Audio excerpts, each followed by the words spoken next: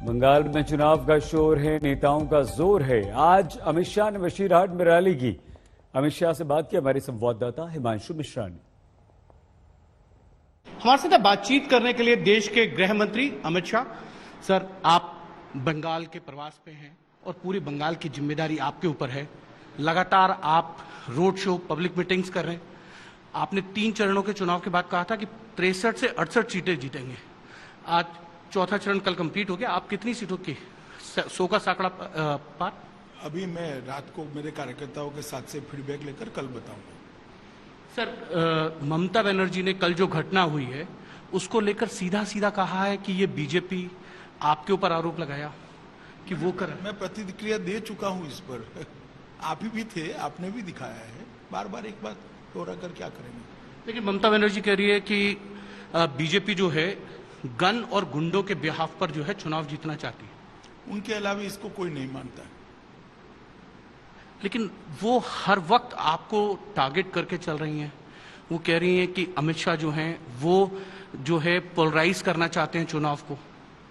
चले, बंगाल की जनता 2 तारीख को तय कर देगी कि कौन किसकी बात को बंगाल की जनता मानती है। हम तो विकास के एजेंडे को लेकर आगे बढ़े हैं, यहाँ की घुसपैठ की समस्या को लेकर आगे बढ़े हैं, यहाँ पर शरणार्थी है उनको नागरिकता देने के मुद्दे पर हम आगे बढ़े हैं।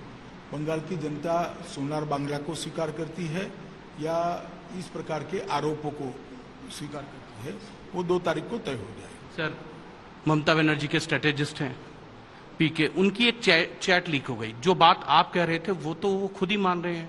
वो कह रहे हैं कि बीजेपी बहुत अच्छा परफॉर्म कर रही है, प्रधानमंत्री नरेंद्र मोदी की लोकप्रियता बढ़ती जा रही है। उन्होंने ये भी कहा कि बीजेपी जीत रही है।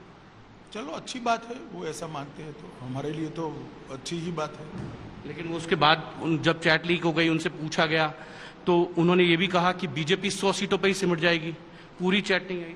देखिए, सवाल दोनों चीजों में कॉन्ट्राडिक्शन है। एक और वो कहते हैं कि मोदी जी को बंगाल की जनता भगवान मानती है, दीदी ने तुष्टीकरण किया इसलिए बंगाल की जनता इनके खिलाफ है, शरणार्थियों के मुद्दे पर गफलत हो गई है। और दूसरी ओर कहते हैं कि बाद में कहते हैं पकड़े जाने के बाद कि 100 सीटें आई। मैं मानता हूं हम 200 से ज्यादा सीटों के साथ बंगाल में सरकार बनाने जा। आपने तीसरे फेज के बाद कहा था कि 63 से 68 सीटें आएंगी, तो ऐसे में आपका आंकड़ा छठे फेज के बाद तो 150 से पार चला जाएगा लगभग। मुझे मालूम नहीं है, चुनाव के बाद मैं बता सकता हूं, मगर मैं मानता हूं कि कुल मिलाकर मेरा जो अंदाज है 200 से ज्यादा सीटों के साथ भारतीय जनता पार्टी जीती। सर, मैं लगभग 2 दिन से आपको फॉलो कर रहा हूं। हर जगह एक नारा नजर आता है, सोनार बंगाल के साथ साथ जय श्री राम। आपको उम्मीद थी कि ममता बनर्जी जय श्री राम के नारे के खिलाफ जब बोल रही थी, इस तरीके का माहौल बन जाएगा? नहीं, हमें तो पहले से मालूम था। हमने 2017 से इसकी तैयारी करी है बंगाल के अंदर परिवर्तन की, और 2019 में भी हमें 18 से ज्यादा सीटों पर सफलता मिली, तो एक दृष्टि से हाफ वे मार्क ही है।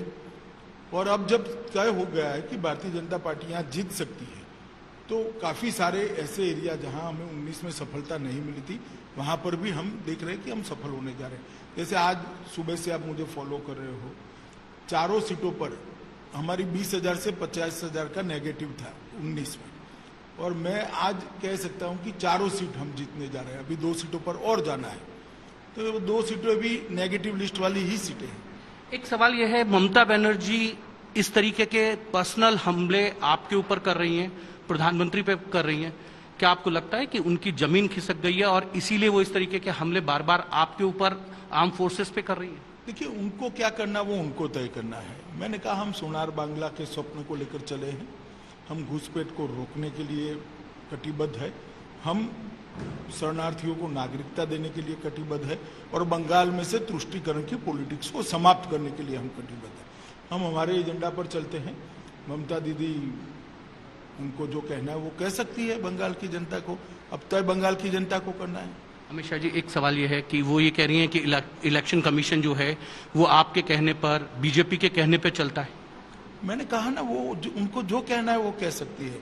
मैं फिर से एक बार कहता हूं कि हम सोनार बांग्ला की कल्पना को लेकर निकले हैं, हम तुष्टीकरण को समाप्त करने के लिए निकले हैं, हम सिटीजनशिप अमेंडमेंट एक्ट को यहाँ अच्छे से लागू करने के लिए निकले, हम घुसपैठ को रोकने के लिए 200 से ज्यादा सीटें आपको लगता है 2 मई को आपके पक्ष में? निश्चित रूप से।